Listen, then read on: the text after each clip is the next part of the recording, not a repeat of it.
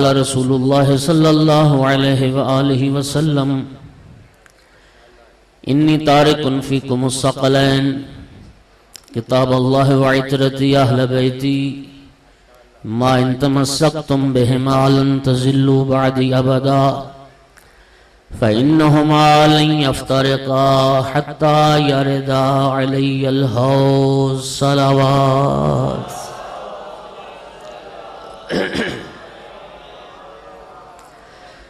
سامعین گرامی قدر، حدیث ثقلین کو میں نے پڑھا ہے۔ یہ حدیث ثقلین دو باتوں کا پتہ دیتی ہے۔ ایک، حدیث ثقلین اس بات کو واضح کرتی ہے کہ سید الانبیاء کتنے ذمہ دار رسول تھے، اور دوسرا حدیث ثقلین اس بات کو بھی واضح کرتی ہے کہ امت اور ہے، آل اور ہے۔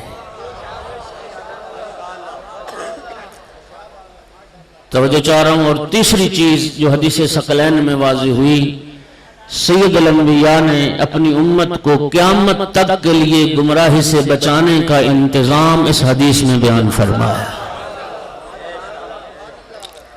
مجھے تعجب ہوتا ہے، سید الانبیاء نے فرمایا تھا ما اوذی نبی قط کما اوذیت۔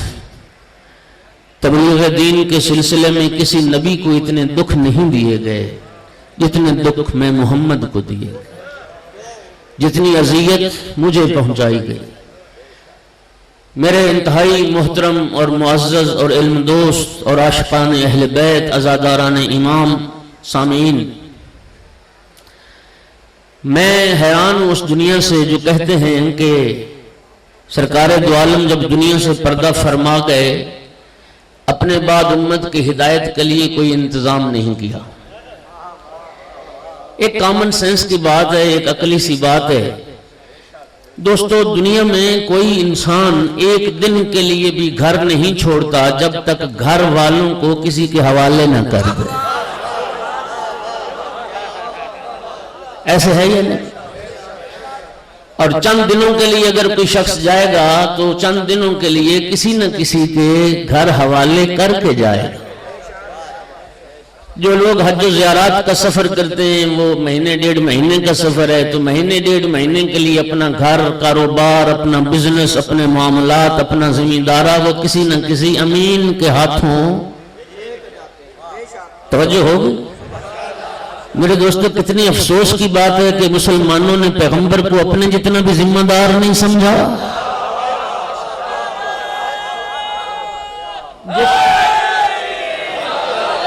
جس دین کی خاطر اتنے دکھ سہے، یہ کیسے تصور کر لیا جائے تو چند دنوں کے لیے اگر گھر سے باہر جائے، اپنے معاملات کسی کے حوالے کر کے جائے، جو قیامت تک کے لیے دنیا چھوڑ کے جا رہے تھے وہ دین کو بغیر کسی امین کے ہاتھوں دیے دنیا سے چلے گئے۔ اور میرے محترم سامعین، خدا کی قسم کھا کے کہتا ہوں، پیغمبر نے اس وقت تک دنیا سے پردہ نہیں فرمایا جب تک علی جیسے امین کے ہاتھوں میں دین کا انتظام نہیں ہے۔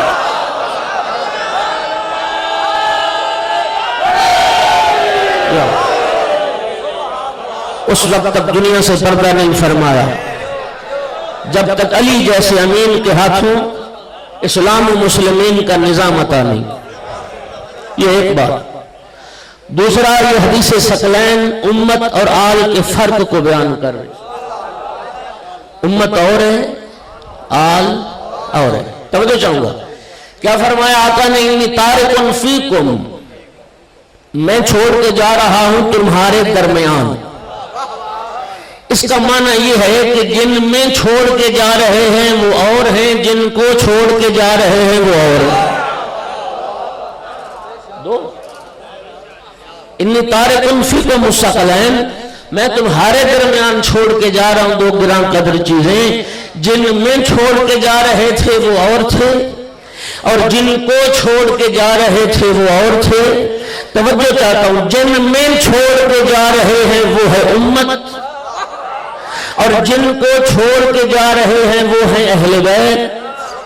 لن تزلوا بعدی ابدا کے لفظ بتاتے ہیں جن میں چھوڑ کے جا رہے تھے ان کی گمراہی کا خطرہ تھا۔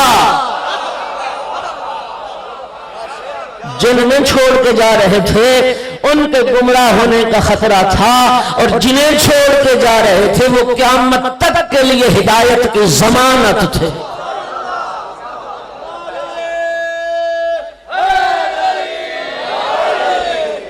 قیامت تک کے لیے ہدایت کی ضمانت۔ اس لیے تو مولا امیر المومنین نے نہج البلاغہ میں فرمایا، مولا فرماتے لا یقاس بآل محمد من هذه الامت احد۔ علی مولا فرماتے اس پوری امت میں سے کسی ایک انسان کا قیاس بھی آل محمد کے ساتھ نہیں کیا جا سکتا۔ یہ میرا جملہ نہیں، یہ علی مولا کا جملہ ہے۔ علی فرماتے ہیں پوری امت میں سے ایک انسان کا قیاس آل محمد کے ساتھ نہیں ہو سکتا۔ امت کا مقام اور ہے، آل پیغمبر کی شان اور ہے۔ اور توجہ چاہتا ہوں، علی مولا نے دلیل کیا خوبصورت دی، فرمایا کیفا یسوا بہم من جرت نعمتہم علیہ ابدا۔ فرمایا وہ آل محمد کی برابری کیسے کر سکتا ہے جو آل محمد کے دسترخوان نعمت پہ پروان چڑھتا رہا ہو۔ ممنون احسان کبھی محسن کے برابر نہیں ہو سکتا۔ ہم اساس الدین و عماد الیقین۔ اور اس حدیث میں قیامت تک کے لیے ہدایت کا انتظام کیا فرمایا؟ قرآن اور اہل بیت کو چھوڑ کے جا رہا ہوں، جب تک قرآن اور اہل بیت کا دامن مضبوطی سے پکڑے رہو گے۔ توجہ چاہ رہا ہوں، حدیث ثقلین میں سید الانبیاء نے ہم سے ایک وعدہ لیا ہے۔ سرکار فرماتے ہیں تم ضمانت دو کہ قرآن اور اہل بیت کے دامن کو تھامے رہو گے، میں ضمانت دیتا ہوں قیامت تک گمراہ نہیں ہونے پاؤ۔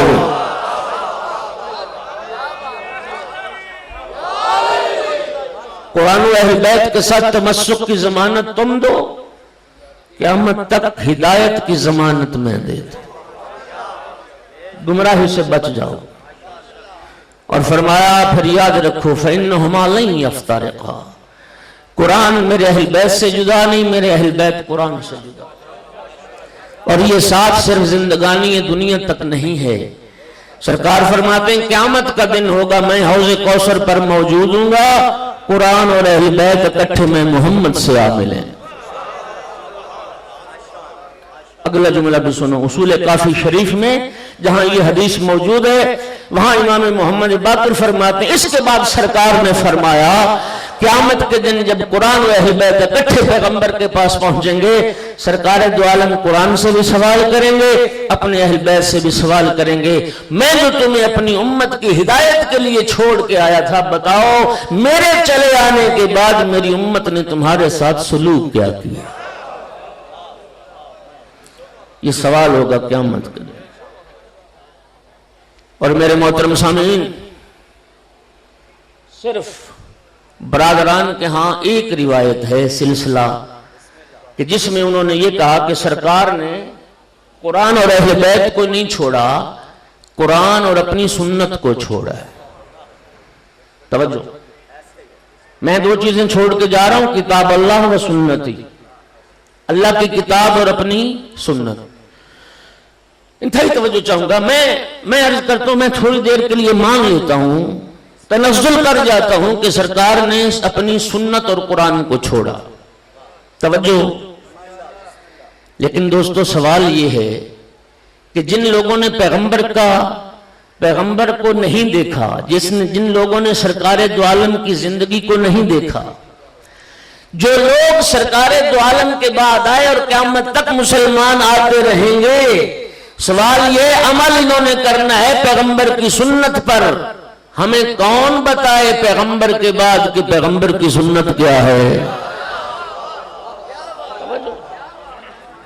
ہم نے عمل کرنا ہے آقا کی سنت پر، لیکن سوال یہ ہے کہ ہمیں پیغمبر کے بعد بتائے کون سنت ہے کیا؟ اور یاد رکھیے جب بات سنت کی ہے، سنت کی، تو اس میں صرف یہ تو نہیں دیکھنا نا کہ پیغمبر کی مسواک کا سائز کتنا ہوتا تھا، یا پیغمبر کی دستار مبارک کا رنگ کیا تھا، یا شلوار کتنی اونچی ہوتی تھی۔ میرے دوستو جب بات سیرت کی آئے گی، سنت کی آئے گی، تو پھر اس میں جلوت کو دیکھا جائے گا، خلوت کو دیکھا جائے گا، عبادت و ریاضت کو دیکھا جائے گا، پیغمبر کی جنگ اور صلح کو دیکھا جائے گا، میدان اور گھر کو دیکھا جائے گا، مسجد و بازار کو دیکھا جائے گا۔ پیغمبر گرامی اسلام کی ایک جہت سیرت کی وہ سب سنت میں شامل ہیں۔ کون بتائے پیغمبر کے بعد کہ پیغمبر کی سنت کیا ہے؟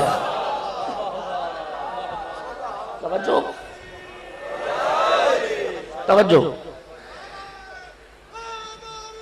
یا کون بتا سکتا ہے؟ دیکھیے کسی انسان کے افکار، نظریات، اعمال، کردار کون بندہ بہتر جانتا ہے؟ جس نے سب سے زیادہ وقت کسی کے ساتھ گزارا۔ ایسے ہی ہے، میرا طریقہ کیا ہے، میرا انداز کیا ہے، میری پسند کیا ہے، میری ناپسند کیا ہے، میرا اٹھنا سونا جاگنا کیسا ہے، یہ کون جانتا ہے؟ جو بچپن سے میرا ساتھی۔ توجہ ہے؟ آپ حضرات سے تو ملاقات ہوئی، کبھی ہوئی زندگی میں 2 گھنٹے کے لیے، آدھ گھنٹے کے لیے، تو آپ تو نہیں جانیں گے نا۔ طے ہو گیا کہ کسی انسان کی سنت کو سمجھنا چاہو تو ایسے انسان سے پوچھا جائے جس نے سب سے زیادہ وقت کسی کے ساتھ گزارا ہو۔ توجہ چاہتا ہوں، میں تمہیں باب الحوائج کا واسطہ دے کے کہتا ہوں، میرے جملے پہ غور کرنا۔ اب ہم نے عمل کرنا ہے پیغمبر کی سنت پر، تو میرے دوستو طے ہو گیا کہ سید الانبیاء کی سنت بھی وہی بتا سکتا ہے جس نے سب سے زیادہ وقت پیغمبر کے ساتھ گزارا ہو۔ یہ طے ہو گیا، جس نے سب سے زیادہ وقت رسول اللہ کے ساتھ گزارا ہو وہ بتا سکتا ہے پیغمبر کی سنت کیا ہے۔ اب میرے دوستوں میں رب کعبہ کی قسم کھا کے کہہ سکتا ہوں، جتنا وقت علی مولا نے پیغمبر کے ساتھ گزارا، کائنات میں کسی دوسرے بشر نے اتنا وقت نہیں گزارا۔ اور علی مولا نے کتنا وقت پیغمبر کے ساتھ گزارا، 2 جملوں میں کہتا ہوں، کتنا وقت گزارا؟ اتنا وقت علی نے پیغمبر کے ساتھ گزارا کہ علی کی آنکھیں پیغمبر کے ہاتھوں پہ کھلی تھی، پیغمبر کی آنکھیں علی کی گود میں بند ہوئی۔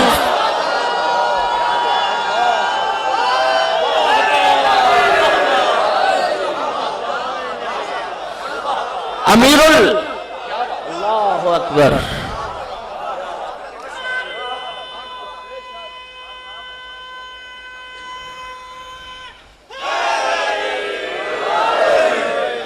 امیر المومنین کی آنکھیں کھلنے سے لے کر سید الانبیاء کی آنکھیں بند ہونے تک جو شخصیت سائے کی طرح پیغمبر کے ساتھ رہی ہے وہ علی مولا۔ نہج البلاغہ میں خطبہ موجود ہے، خطبہ قاصیہ۔ جناب امیر فرماتے ہیں، واضحنی رسول اللہ فی ہجرہ وانا ولد۔ او دنیا والوں، میں تو بچہ تھا جب پیغمبر نے مجھے اپنی گود میں اٹھا لیا تھا۔ یہ ظلموں نے الی صدرہ، ہر وقت مجھے سینے سے لگائے رہتے تھے۔ یکنفنی الی فراشی، جب بستر پہ سوتے تھے اپنے پہلو میں مجھے سلایا کرتے تھے۔ یمسنی جسدہ، اپنے بدن مبارک کو مجھ سے مس کیا کرتے تھے۔ ویشمنی عرفہ، اپنی خوشبو رسالت مجھے سلایا کرتے تھے۔ وکان یمزق الشیء ثم یلقمنی، اور پاک پیغمبر غذا کو منہ میں ڈال کے چبا کے چھوٹے چھوٹے لقمے بنا کے میں علی کے منہ میں دیا کرتے تھے۔ چھوٹے چھوٹے لقمے بنا کے میں علی کے منہ میں دیا کرتے تھے۔ اور اگلا جملہ سننا خدا کی قسم، یرفع لی من اخلاقہ کل یوم علما۔ علی فرما رہے ہیں پیغمبر ہر روز اخلاق کے علم بلند کرتے تھے، مجھے اخلاق کی تعلیم دیتے تھے، پھر اقتداء کا حکم دیتے تھے۔ اس لیے پیغمبر فرمایا کرتے تھے، انا ادیب اللہ وعلی ادیبی۔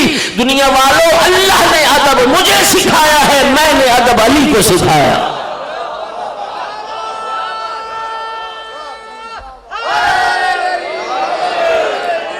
اور فرمایا ماں، یہ خطبہ قاسیہ، اور جوان بیٹھو، سنو سنو، قدر کرو نہج البلاغہ، مطالعہ کرو نہج البلاغہ۔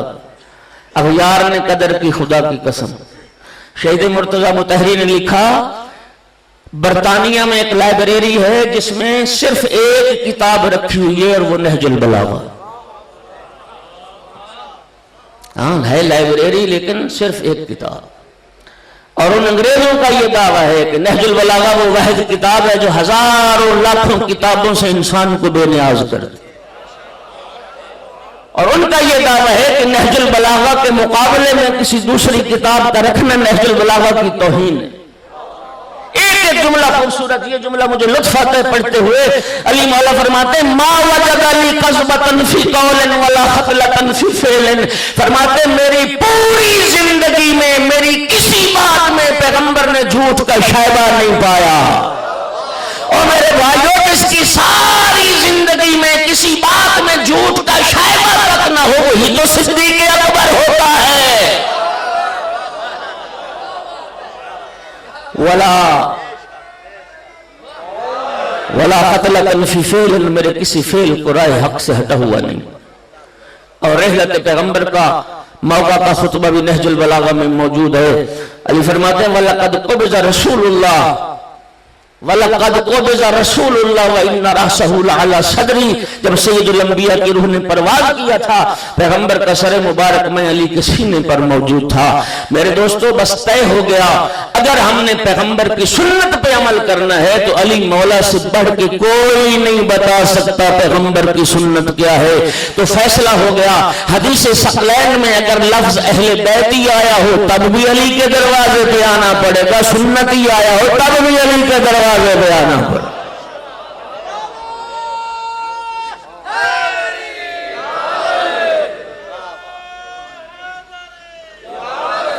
اچھا آپ مجھے ایمان سے بتاؤ، ایمان سے بتاؤ، مولا علی بہتر جانتے ہیں سنت کو، پیغمبر کی سنت کو، یا وہ شخص جو فتح مکہ کے بعد اسلام میں داخل ہوا؟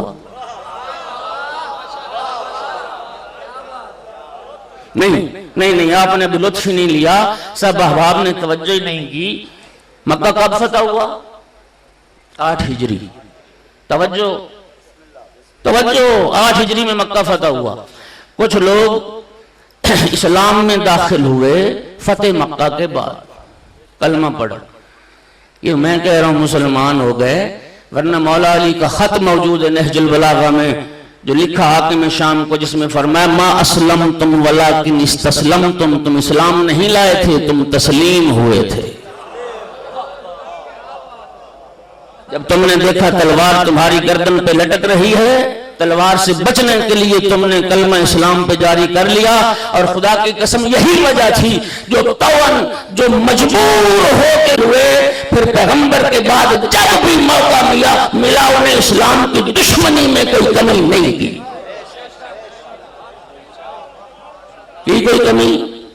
کوئی کمی نہیں، آج تک نہیں کر وہی نسل یزید، وہی اولاد ابو سفیان، آج بھی وہی دین سے دشمنی۔ توجہ جا رہا ہوں میں، میرے مکہ فتح ہوا 8 ہجری میں۔ توجہ، سرکار دو عالم کی رحلت ہو گئی 11 ہجری 28 سفر، بولو 11 ہجری 28 سفر۔ 8 ہجری میں مکہ فتح ہونے کا معنی کیا ہے کہ 21 سال ہو گئے اسلام آئے ہوئے۔ کتنا عرصہ ہو گیا اعلان رسالت کو؟ 21 سال ہو گئے اسلام آئے ہوئے۔ ایک شخص 21 سال کافر رہا، بت پرست رہا، مشرک رہا، پیغمبر کی جان کا دشمن رہا، اسلام کا دشمن رہا، پیغمبر سے جنگیں کرتا رہا، اور 21 سال کے بعد اسلام میں ہو گیا داخل۔ قوم شیعہ کا دماغ خراب نہیں ہے علی جیسے ہادی کو چھوڑ کے کسی غیر کے دروازے پہ جائے۔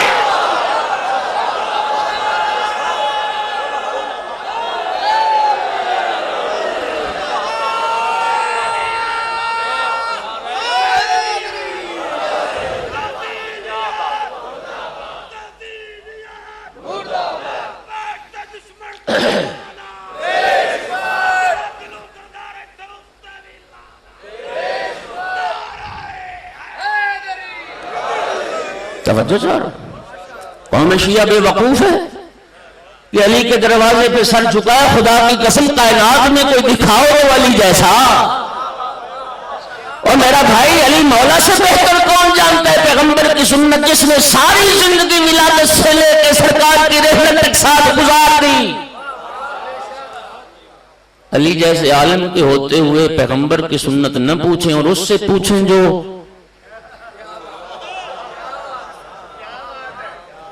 اچھا ایک اور بات عرض کر دوں, بڑا ڈھنڈورا پیٹا جاتا ہے نا کاتب وحی کا. مجھے یہ بتاؤ کہ قرآن سارا فتح مکہ کے بعد نازل ہوا؟ اور بھائی 21 سال ہو گئے قرآن نازل ہوتے ہوئے, 21 سال وہ کون تھا جس نے قرآن لکھا؟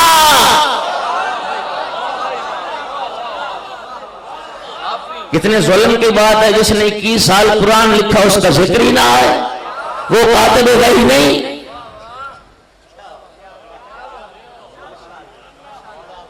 دو چیزیں چھوڑ کے جا رہا ہوں, قرآن اور اطرت. ان سے وابستہ رہو گے گمراہ ہونے سے بچ جاؤ. جن ہستیوں کو ہماری ہدایت کے لیے چھوڑ کے گئے ان ہستیوں میں سے ایک ہستی ہے سرکار باب الحوائج امام موسیٰ کاظم علیہ السلام. باب الحوائج, یوں تو آل محمد کے گھرانے کی ہر فرد باب الحوائج, لیکن خدا کی قسم امام شافعی نے, امام اہل سنت نے لکھا کہ امام موسیٰ کاظم کی قبر مبارک تریاق مجرب ہے. تریاق مجرب سمجھتے ہو کہ جب بھی آزمایا گیا کسی کو رد نہیں کیا.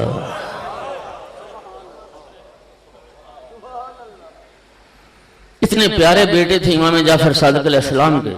میں حدیث پڑھ کے حیران ہو گیا. چھٹے امام فرماتے ہیں کاش میرا موسیٰ کاظم کے علاوہ اور کوئی بیٹا نہ ہوتا, میری ساری محبت موسیٰ کاظم کے لیے. اتنا پیارا بیٹا امام موسیٰ کاظم. 20 سال کی عمر میں مسند امامت کو سنبھالا. 20 سال کی عمر میں مسند امامت کو سنبھالا. توجہ چاہ رہا ہوں, امام کائنات کے لیے ہادی بن کے آتا ہے. امام ہماری ہدایت کے لیے آئے, امام ہماری رہنمائی کے لیے آئے. شہادت کے ایام اور ولادت کے ایام منانے کا فلسفہ یہ ہے کہ آل محمد کی سیرت سے مومن آگاہ ہوں اور آل محمد کی پھر تعلیمات پہ عمل کر کے اپنی زندگیوں کو جنت بنا لیں. توجہ چاہتا ہوں. امام کی زندگی کا ایک آدھ واقعہ اور میں طالب دعا ایک صلوات بلند آواز سے آقا کی ذات پہ پڑھ. توجہ ہے حضرات؟ سارے علی والے بیٹھے, ایک جملہ کہہ دوں ولایت کا. یہ سرکار موسیٰ کاظم نے فرمایا تھا کہ ولایت علی ابن ابی طالب مکتوبۃ فی جمیع صحف ما انزل اللہ. جتنی آسمانی کتابیں اللہ نے نازل کی ہیں ہر کتاب میں علی کی ولایت کا ذکر تھا. سنو سنو سنو, ہر آسمانی صحیفے میں مولا کی ولایت کا تذکرہ تھا اور ہر آسمانی کتاب میں علی کی ولایت کا تذکرہ تھا. اور سننا, میرے آقا نے فرمایا بڑی خوبصورت بات. آقا نے فرمایا ابلیس قیامت تک سجدے کرتا رہے, قیامت تک سجدے کرتا رہے. اللہ تعالیٰ وہ سجدے قبول نہیں کرے گا جب تک وہ سجدہ نہ کرے کہ جس سجدے کے انکار سے یہ لعنتی بنا. وہ کون سا سجدہ تھا؟ آدم کا سجدہ. بولو آدم کا سجدہ. امام فرماتے ہیں چونکہ آدم کے سجدہ نہیں کیا تو اللہ نے فرمایا فخرج منہا فإنک رجیم, تو لعنتی تو دھتکارا ہوا. ان علیک لعنتی الی یوم الدین, قیامت تک میری لعنت تجھ پہ برستی رہے گی. امام فرماتے ہیں قیامت تک سجدے کرتا رہے. جس سجدے کا حکم اللہ نے دیا جب تک وہ سجدہ نہ کرے قیامت تک سجدے بیکار ہیں. سرکار فرماتے ہیں امت پیغمبر قیامت تک عبادتیں کرتی رہے. سنو سنو سنو, امت پیغمبر بھی قیامت تک عبادتیں کرتی رہے جب جب تک علی کو ولی نہ ماننے جس کی ولایت کا اللہ نے حکم دیا، ساری زندگی کی عبادتیں کوئی فائدہ نہیں دے سکتی۔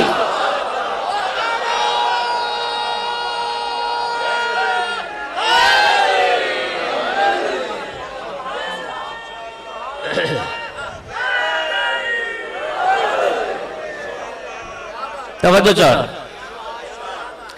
اچھا علی علی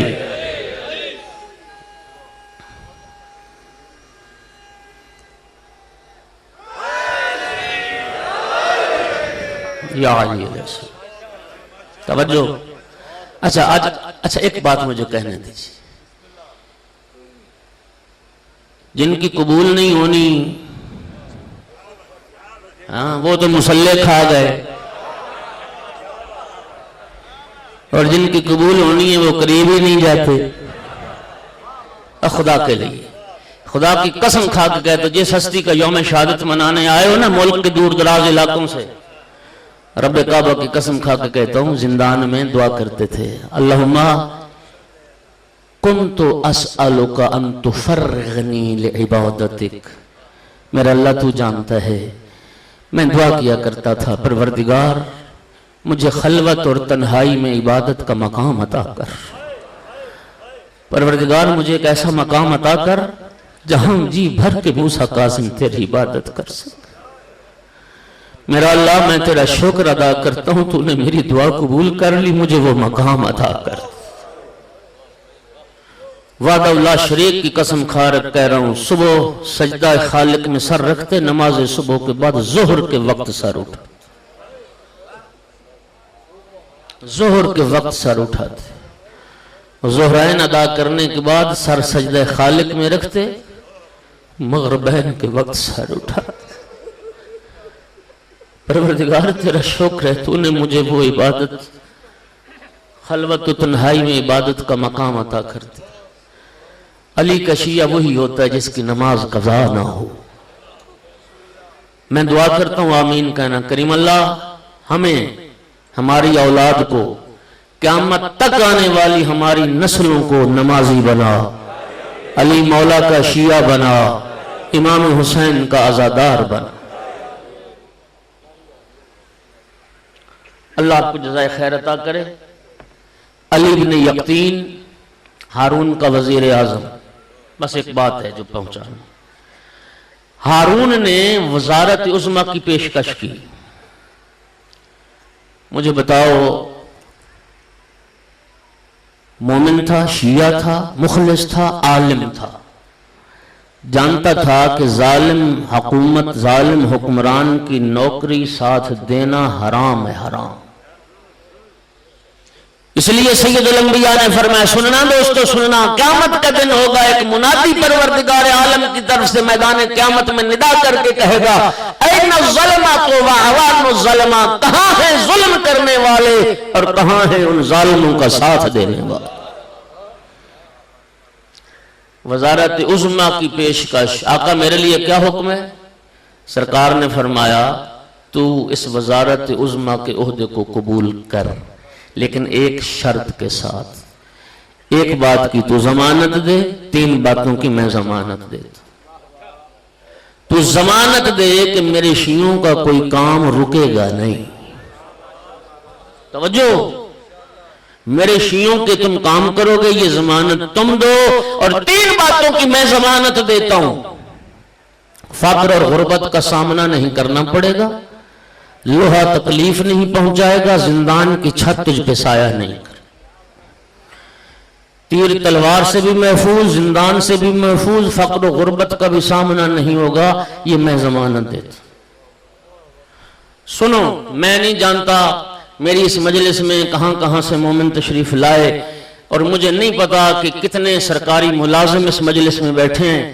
میں امام کا ایک حکم سنانا چاہتا ہوں، جس امام کی مجلس میں آئے بیٹھے ہو، حکومت، ظالم حکومت میں نوکری حرام ہے، جائز نہیں ہے۔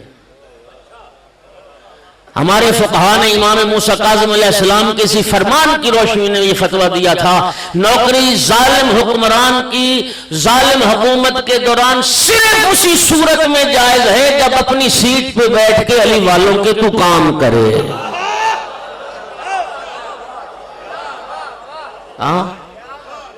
آج کل کیا ہے، کہیں کوئی افسر آ گیا شیعہ، وہ چھپتا پھرتا ہے، ڈرتا پھرتا ہے، پتہ نہ لگ جائے، پتہ نہیں لوگ میرے خلاف جلوس نہ نکال دیں۔ مت ڈر، بزدل مت بن۔ میں کہتا ہوں وہ امام نے جو ضمانت لی تھی وہ صرف علی ابن یقطین کے لیے نہیں تھی، قیامت تک آنے والے ہر اس مومن کے لیے۔ تو مومنوں کے کام کر، وہ بیٹھے پردہ غیب میں۔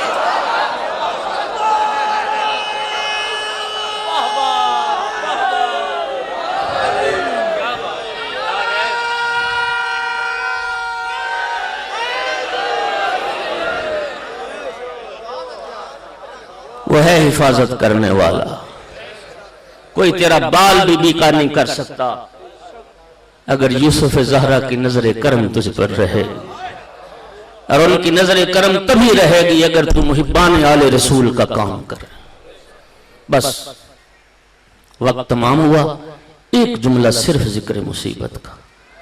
سرکار فرما کے گئے تھے میں اپنی اہل بیت کو چھوڑ کے جا رہا ہوں، میری اہل بیت کی عزت کرنا، میری اہل بیت کا احترام کرنا، میری اہل بیت کی تعظیم کرنا، میری اہل بیت کو دکھ نہ دینا۔ خدا کی قسم چھٹے امام کا ارشاد ہے، ہم آئمہ میں سے ہر امام یا تلوار کے ذریعے سے یا زہر کے ذریعے سے شہید کی، یہ رسول کے بیٹوں کا احترام۔ صرف ایک جملہ جانتے ہو زیادہ جانتے ہو، ہر امام مظلوم ہے، لیکن خدا کی قسم مظلومیت کی حد ہو گئی۔ ہمارے ائمہ میں سے 3 امام ایسے ہیں کہ جن کی شہادت کے بعد جن کا لاشا خاکے کا زمین پہ پڑا رہا، 3 امام ہیں جن کی لاشیں 3 دن تک زمین پہ پڑی رہی۔ پیغمبر کی اولاد فاطمہ زہرا کی اولاد 3 دن تک لاشیں پڑے رہے زمین۔ ایک امام محمد تقی علیہ السلام این جوانی کے عالم میں جنہیں شہید کیا گیا، 3 دن تک لاش پڑی رہی، دھوپ پہ لاش رکھی مسلمانوں نے۔ کبوتر آئے تھے، پرندے آئے تھے جنہوں نے پروں کے ساتھ پر ملا کے زہرا کے لال کی لاش پہ سایہ بنایا تھا۔ دوسرے امام یہ غریب بغداد جس کی مجلس میں آ گئے تھے، خدا کی قسم 3 دن تک لاشا پلے بغداد پہ پڑا رہا۔ سند ابن شائع کہتا تھا اپنی طبی موت مرے۔ ایک مومن قریب آیا، اے حجت خدا کے بیٹے، آپ حجت خدا ہیں، آپ خود بتائیں کیا یہ طبی موت تھی یا شہید کیا گیا؟ 3 بار امام کے لب متحرک ہوئے، آوازی قتلن قتلن قتلن، دنیا والوں مجھے شہید کیا گیا ہے۔ اور تیسرا امام سن پاؤ گے، تیسرا امام غریب کربلا زہرا کا لال حسین، 3 دن تک لاش کے ازادہ روح خوش نصیب ہوتے ہیں وہ مرنے والے جنہیں غسل مل جائے، جنہیں کفن مل جائے۔ ہاتھ باندھ کے عرض کروں گا، خدا جانتا ہے 2500 درہم کا قیمتی کفن ملا امام موسیٰ کاظم کو۔ خدا کی قسم یہ درد پوچھنا ہے نا تو سید سجاد سے پوچھو، 1 2 نہیں 72 لاشا بے گور و کفن چھوڑ کے چلا، 72 لاشا بے گور و کفن۔ آخری جملہ دیکھیے، میری بات سنیے، کرتے ہیں لوگ اعتراض، قوم شیعہ روتی، خدا کی قسم نہ روئیں تو کیا کریں؟ ہم رو رو کے مر بھی جائیں نا، آل رسول کے دکھوں کا حق ادا نہیں ہو سکتا۔ شیعہ سنی بھائی جتنے جتنے دور سے جہاں جہاں سے ایک جملہ کہنے لگا ہوں، خود انصاف کیجئے گا، اس پہ بندہ رو رو کے مر نہ جائے تو کیا کرے؟ آقا زادی زینب جب آئی ہے نا بھائی کی لاش پر، جناب فضہ سے فرمایا اما فضہ تو جا عمر ابن سعد کے پاس، اور جا کے ابن سعد سے کہے اگر تو ہمارے شہیدوں کو دفن نہیں کرتا نا مجھے ہمیں اجازت دے ہم بہن بھائیوں کو دفن تو کر لیں تو جو کوفہ و شام لے جا رہا ہے ہمیں بھائیوں کو دفن کرنے کی اجازت دے سن پاؤ گے اللہ رو معاف کرنا ابن سعد ملعون کہتا فضا جا اپنی آقا ذاتی سے کہے لاشیں تو مسلمانوں کے دفن کیے جاتے مہر نبوت کا سوار حسین زہرا